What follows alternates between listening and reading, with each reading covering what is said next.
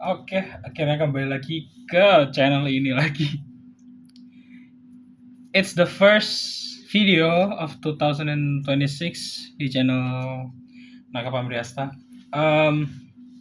Untuk saat ini podcast Ambruk baru 2 episode, but still though tetap akan ada kelanjutannya. Just tunggu aja. Oke, kali ini kita akan masuk ke segmen baru kita di channel ini, teman-teman. Yes. Yaitu gibah film atau gifil. Nggak tahu kenapa ada yang namanya gibah film atau gifil gitu ya. First of all, saya bukanlah anak sinematografi yang sangat-sangat jago dalam hal-hal shoot, hal-hal acting, hal-hal sinematografi, hal-hal dialog. Saya bukan orang seperti itu. Saya adalah penikmat biasa, konsumen biasa dari sebuah karya bernama film. Oke, kita mulai langsung aja ya. Kita akan mulai ke anime yang mau saya review sekarang ini gitu ya, yaitu di hari ini. Film ini tuh tetap sama sih, film anime gitu ya. Tapi ini adalah my favorite type of movie gitu ya. Dan studionya pasti kalian tahu siapakah studio itu. Yes, jangan bilang MAPPA bukan ya. Ghibli Studio. Oke, di Studio Ghibli ada banyak sekali anime-anime, animasi-animasi, ataupun bahkan juga ada film-film live action mungkin, kayak drama-drama, mungkin ada ya, saya kurang tahu. Dan di saat ini, apakah saya penggemar Hayao Miyazaki? Salah satu sutradara dan director dari Studio Ghibli, beberapa film-filmnya. Enggak juga. Saya penikmat cara gaya penceritaannya aja. Karena di setiap film Ghibli itu memiliki cerita-cerita yang berbeda. Jadi jangan anggap Studio Ghibli apakah isinya fantasi semua gitu kan. Kayak Spirited Away, lalu ada Howl's Moving Castle, lalu juga ada Totoro gitu-gitu ya. Enggak semuanya kayak gitu. Ada beberapa yang tipenya romance biasa, slice of life, drama, ya biasa-biasa aja ada kok. Jadi bagi kalian yang ingin masuk ke dunia Ghibli tapi kalian kurang suka nih sama unsur fantasinya gitu ya, kalian mau nonton yang santai-santai aja, ada beberapa. Bahkan kayak contoh, kalian suka referensi pada tahun-tahun 80, 90 gitu kan, ada. Suka gaya-gaya estetik, gaya itunya, penggambarannya atau gaya gambar, gaya tarik garis-garisnya yang cukup estetik, warna-warnanya, perpaduan warna yang cukup estetik yang kalian suka di Studio Ghibli masih banyak. Jadi jangan anggap Studio Ghibli apakah itu studio anime fantasi, enggak juga. Itu sama aja kayak kalian menyamaratakan MAPPA. Jadi studio anime yang tipenya adalah anime action. Enggak juga. MAPPA ada dulu beberapa, ada serial-serial animasi dari MAPPA yang bisa dibilang enggak action kok. Coba aja. Karena studio di sini fungsinya hanyalah sebagai pembuat atau realisasi dari suatu storyboard atau ide cerita dari seorang kreator gitu kan. Diperlukannya studio. Dan film sekarang yang mau gue bahas adalah film terbaik Ghibli menurut saya ya. Ini sifatnya kan subjektif, jadi bisa aja beda-beda. Terbaik menurut saya adalah Ocean Waves. Nah, Ocean Waves ini adalah tipe anime movie yang menurut saya ceritanya nggak sebegitu susah untuk dicermati, untuk dinikmati, gitu ya. Karena ceritanya di sini cukup simpel dan permasalahan atau konflik-konfliknya tuh bener-bener permasalahan remaja, masalah-masalah atau konflik-konflik yang bisa dianggap ecek-ecek atau biasa aja gitu ya. Jadi kalau kalian mau nonton film Ghibli dengan storytelling yang nggak begitu berat, fantasinya nggak begitu berat, dan hanya ingin menikmati cerita, menikmati gaya animasinya, bisa nonton Ocean Waves ini. Nah, kenapa saya suka anime Ocean Waves ini, film Ocean Wave? Karena satu, ceritanya benar-benar sangat simple. Jadi film ini tuh sangat amat dianjurkan gitu ya, sangat amat saya rekomendasikan kepada kalian yang ingin nonton film gitu kan, bersama sanak keluarga, bersama pacar, bersama istri, bersama anak-anak mungkin. Bisa kalian tonton tanpa harus mengerti alur ceritanya gimana. Tapi jangan salah, walaupun kalian menonton ini animenya kan konfliknya biasa aja, tapi sekalinya kalian nggak tahu dialog yang dia maksud apa, ya kalian bingung, ini tiba-tiba kok begini, tiba-tiba kok scene-nya menangis gitu ya. Nah, sebelum itu saya kasih peringatan dulu, video ini akan mengandung spoiler. Jadi bagi kalian yang mau nonton dulu, mau nonton dulu Ocean Waves gitu ya, coba nonton dulu Ocean Waves-nya, ada di Netflix gitu kan. Coba nonton dulu baru balik ke sini dan diutarakan atau pendapat kalian gimana. First of all, film ini itu menceritakan seorang anak laki-laki ya. Sebenarnya main karakter di sini tuh ada 3, teman-teman. Ya. Bagi kalian yang nggak tahu gitu ya. Dan dari 3 MC ini kita bisa merasakan yang namanya hidup sebagai remaja di daerah bisa dibilang bukan urban ya, kayak Tokyo, Osaka enggak, Akihabara enggak. Jadi kayak daerah-daerah yang ya biasa-biasa aja. Maksudnya Jepang yang enggak kalian lihat di mana itu, di kayak di TV shows, atau Jepang yang digembar-gemborkan seperti Tokyo-nya gitu kan. Enggak. Ini adalah sisi lain dari Jepang yang bisa dibilang lebih slow living daripada Tokyo. Karakter kita ada 3. Saya sebutkan dulu ya, karena saya juga kurang hafal. Jadi itu ada Taku Morisaki, ini sebagai tokoh utama kita. Lalu ada Rika Komuto sebagai heroin. Lalu ada Yutaka Matsuno. Kita ingat-ingat dulu aja 3 karakter ini, gitu kan ya. Taku sendiri, menurut gue dari segi penggambaran karakternya, dia adalah tipe anak laki-laki yang bisa dibilang normal. Paham maksud gimana? Jadi gini, setiap karakter utama pasti memiliki ambisi yang besar agar ceritanya berjalan gitu kan. Bagaimana cara dia menggapai ambisi itu gitu. Atau ceritanya berjalan seperti apa gitu kan. Kita tahu konfliknya dari ambisi dia atau dari mimpi-mimpi dia. Tujuan dia, goals dia. Nah, Taku Morisaki sendiri menurut saya tidak memiliki goal yang terlalu besar. Goalnya itu hanyalah seorang, ya kalian lihat aja, anak remaja yang hidup di daerah Jepang. Gitu. Yang dia punya sahabat yang bernama Yutaka. Yutaka ini bisa dibilang dia tuh kesemsem sama perempuan yang namanya Rika Komuto. Nah, dari part ini aja kalian udah bisa tahu gitu loh. Yang bakal menangin hati Rikako, Taku, atau Yutaka. Nah, jangan kalian pikir ini cinta segitiga ya.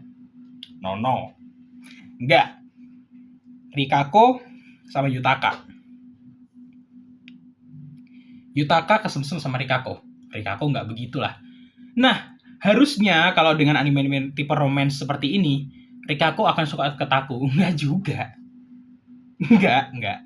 Ya, kalian cuma akan ngelihat gimana kehidupan anak-anak remaja ya, yang udah mau lulus dan lanjut kuliah gitu.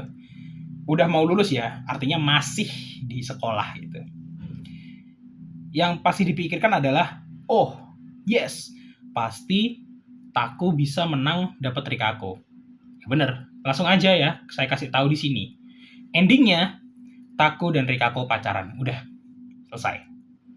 Tapi gimana sih proses mereka bisa pacaran? Nah, proses mereka pacaran itu sebenarnya cukup cukup sederhana.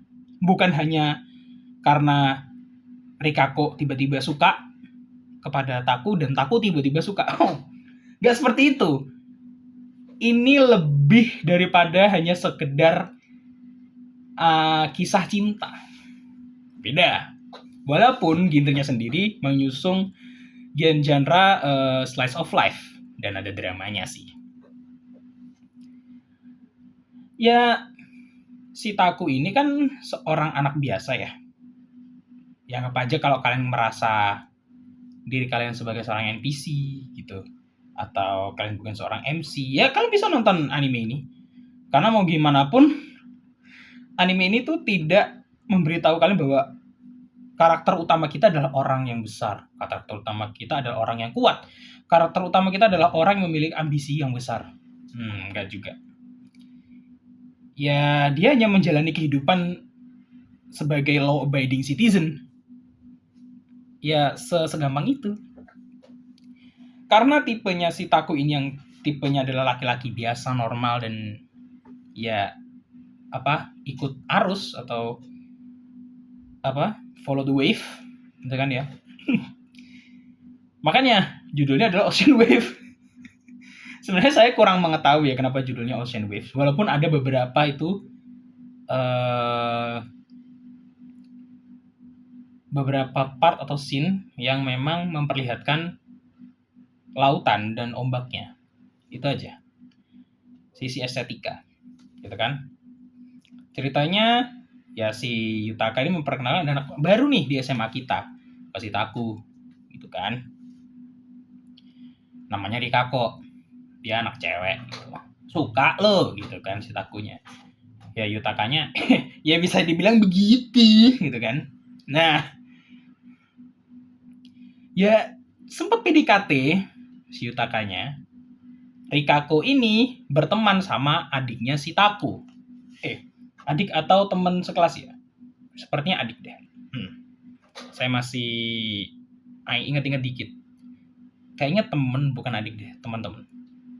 Kalau kalian tahu gambar yang kayak begini, gambar yang ini nih, biasanya kalian bakal tahu deh. Karena satu, saya malas ngedit. Saya beneran malas ngedit, Pak. Oke. Kalian pasti kenal sama gambar ini. Ini aku kasih tahu dulu ya. Nah, ini nih. Oke, sebentar. Hold on a minute. Nah, ini dia. Kalian pasti tahu gambar yang ini kan? Ada tuh di beberapa, kalau kalian suka dengerin musik-musik slow reverb, ada gambar seperti ini. Gitu ya. Tuh. Ini Taku. Oke. Ada tuh gambar beginian, ya kan? Kalian pasti tahu lah. Terus gambar ini ada, pasti tahu gitu kan.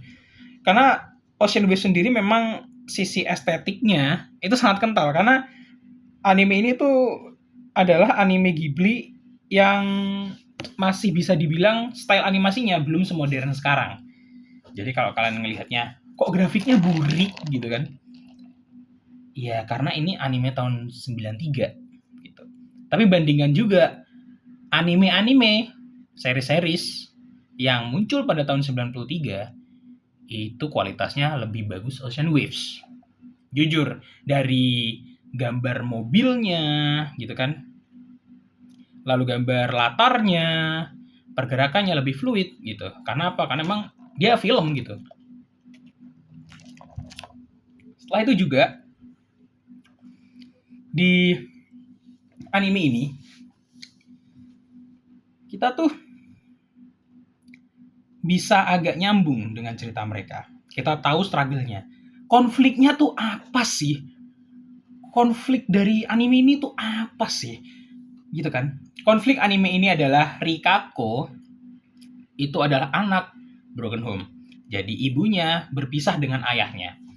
Dulu mereka tinggal di Tokyo, berpisahlah ibu dan si ayahnya ini. Ibunya pindah. Gitu. Ayahnya tetap stay di Tokyo dengan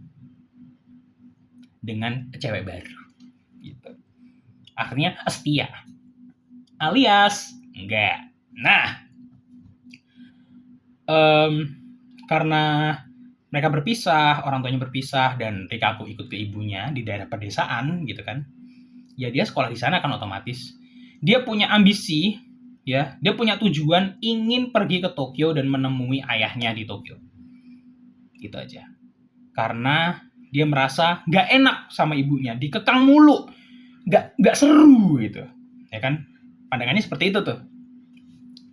Karena merasa dunianya dia nggak seru kalau sama mamahnya, gitu kan? Akhirnya dia mencoba diam-diam tuh, ya, diam-diam untuk ke Tokyo. Dia punya alasan, dia punya alibi. Ini bener-bener kayak kisah remaja nakal gitu lah. Izin ke mamahnya, aku sama Yumi mau jalan-jalan, gitu kan. Yumi ini temennya Taku juga ya, kenal gitu lah. Aku mau jalan-jalan gitu kan. Jalan-jalan ya deket-deketan sini lah gitu. Gampangnya gini, kalian di desa nih, contoh gitu aja ya. Contoh, paling gampang deh. Tinggal di Kediri gitu kan. Sama mama kalian tinggal di Kediri, saya mau pulang kerja kan, mau menemuin bapak di Jakarta gitu. Tapi dengan alasannya gini, dia izinnya mau jalan-jalan gue gitu kan. Nah, tipe jalan-jalannya tuh katanya kan maunya ini dipelintir sama dia, dibohongin gitu kan. Nggak ke Jakarta kok, mah. Aku cuma mau ke, gampangnya gini, aku cuma mau ke Jombang. Nah, itu aja. Kediri Jombang atau Kediri Blitar gitu lah. Gampangnya gitulah ya. Malah dia lanjut lolos ke Jakarta. Si Yumi ini dia kan takut gitu loh. Ya kan? Kok malah ke Tokyo gitu kan? Kan kita udah janji kita mau ke ini, mau ke mana? Ke Blitar doang gitu kan. Gampangnya gitulah. Anggap aja kayak begitu. Terus ya karena dia, kalau kamu nggak mau ikut, ya nggak usah kalau gitu. Aku sendiri aja. Lah, dia ya kan, si Yumi ini tuh udah dipasrahin sama nyokapnya, si Rikako, buat jagain si Rikako. Kalau ada apa-apa bisa call saya. Gitu intinya. Lah, dia kan bingung, Pak. Gitu loh. Satu, nih anak bandel parah gitu kan.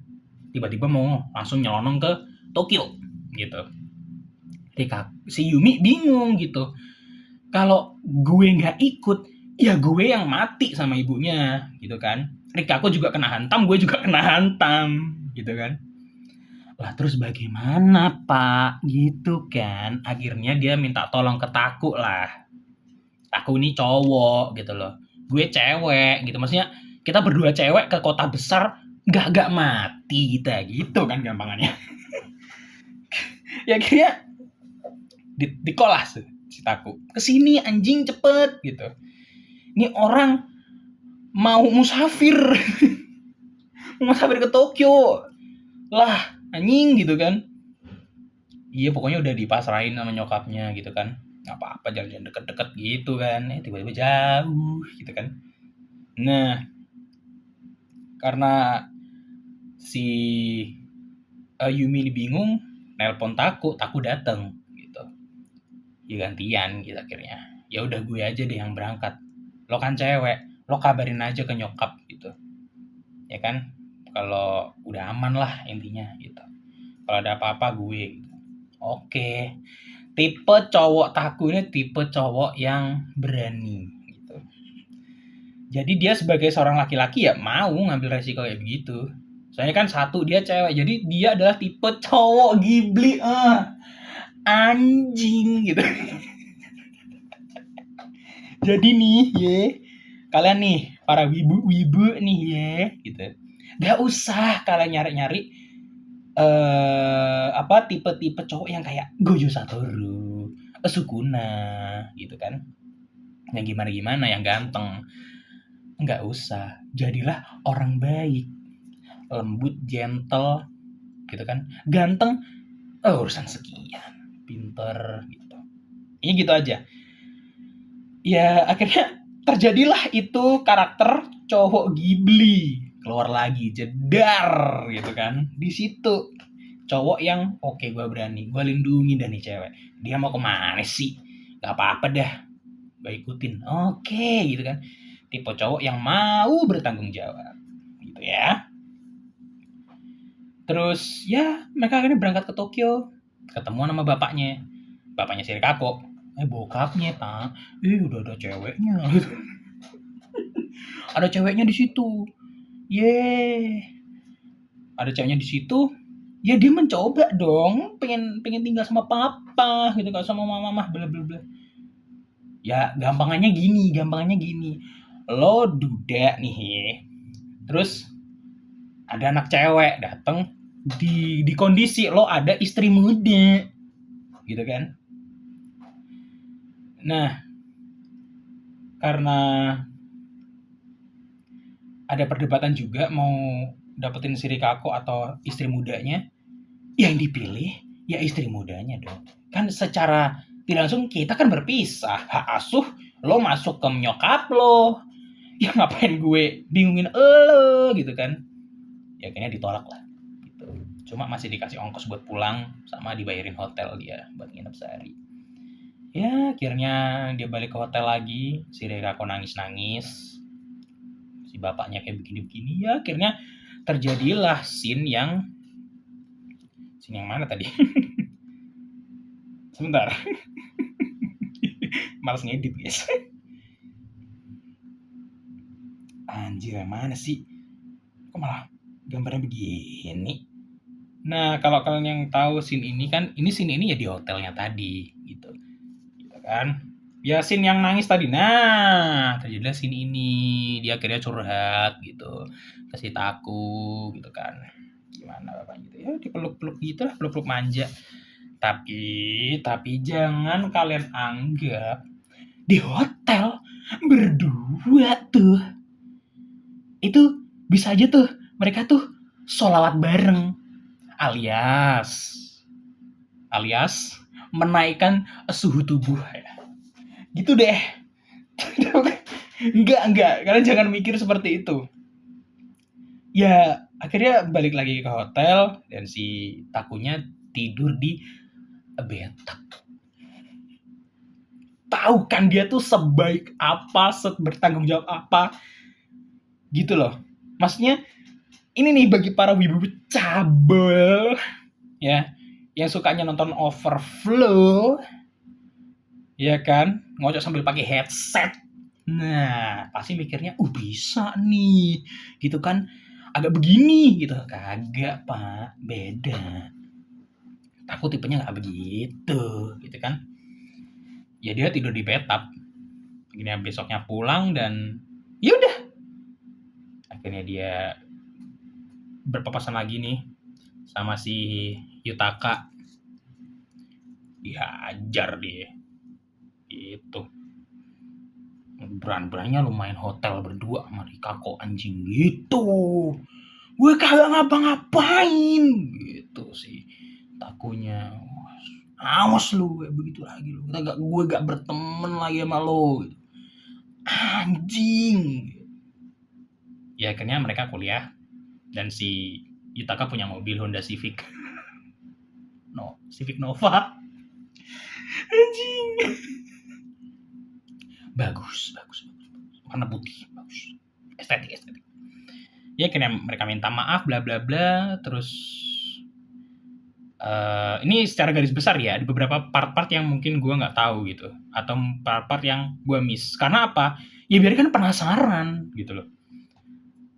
Ya akhirnya mereka dewasa kan, kuliah tuh ya kampai lah ya, kayak kampai. Ini pakai kopi ya, gue nggak bisa minum bir.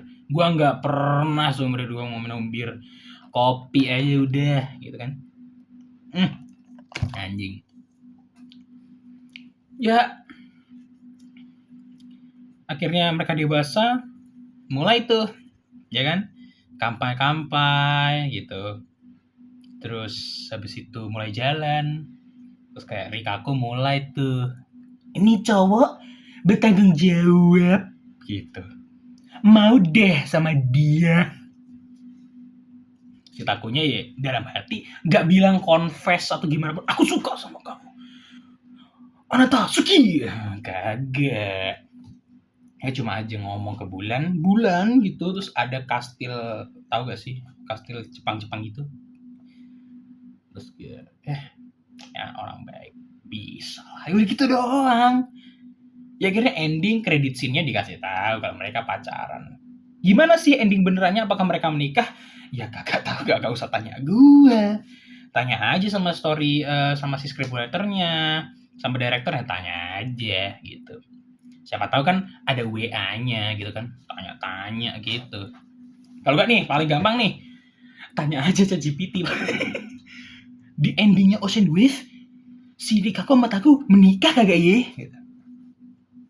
Ya bisa aja tanya gitu kan. Siapa tahu jawabannya gitu kan. Ya dari sisi yang begitu-begitunya tadi, si dari film Ocean Wave ini bisa dibilang adalah film yang bagus karena gue nggak perlu mikir secara berat akan ceritanya, tapi kita tahu maknanya. Intinya kita tahu maknanya aja. Kita sebagai penonton ya menikmati apa yang sudah dibuat, gitu kan. Dan dipersembahkan adalah film-film slice of life seperti ini yang bisa dibilang bagus. Dan yes, karena kebagusan itu udah masuk top 1 dah itu. Top 1 film Ghibli terbaik menurut gue gitu ya. Ya karena sisi bagusnya tadi akhirnya masuk ke top 1 gue karena gue adalah pecinta anime atau film-film drama slice of life yang kayak begitu. Dan juga ini endingnya yang nggak bikin kita wah gitu, nggak yang template, ya udah biasa aja kayak bisa kali sama gue, bisa kali sama dia, itu aja. Setelah itu ya that's it. Kehidupan terus berjalan. Kalau kalian tahu film Tsukigakure ya kayak gitu dah, credit scene-nya yang ngasih tahu potong-potongan kehidupan setelah filmnya tadi. Ya dari sisi dialog, sisi percakapan, voice acting bagus gitu kan. Sisi gambar, sisi animasi bagus. Untuk standar tahun 90-an ya bagus Pak gitu kan. Lalu juga direkturnya beda. Direkturnya bukan Hayao Miyazaki, bukan ya. Tapi kan yang jadi face of Ghibli kan Hayao Miyazaki, tapi sebenarnya nggak semuanya sama Hayao Miyazaki itu. Ada yang lain, ada. Lalu juga soundtracknya, aduh itu soundtrack yang bagian end ya, bagian ending, itu ngejazz gitu ya. Karena gue gitu kan adalah pecinta musik-musik yang bergenre jazz gitu. Bisa jazz ballad gitu ya, jazz ballad ataupun pop jazz klasik. Beberapa gue masih bisa menikmati gitu ya. Lalu jazz fusion, enak. Gak ada nyanyinya, gak ada. Tapi kebanyakan emang film-film Ghibli yang keluar pada tahun 2000-an ke bawah emang seperti itu musik-musiknya gitu. Ya makanya karena ada sisi estetik lagunya kayak begitu gitu. Pecah gitu. Ya ini adalah opini dari seorang lelaki penikmat film Ghibli yang berjudul Ocean Wave. Bisa kalian tonton di Netflix sekarang, bisa. Yang penting udah bayar Netflix gitu. Kalaupun belum, ya nggak tahu. Aku tidak akan mempromosikan yang namanya website bajakan. Tapi kalau seumpama nih kalian ada uang lebih, belilah, nontonlah di Netflix gitu. Tapi kalau semuanya kagak ada, iya mau nggak mau kan, ya udah nggak apa-apa gitu. Maksudnya ya nggak apa-apa, ini udah film udah lama, revenue-nya masuk mulu udahan gitu kan.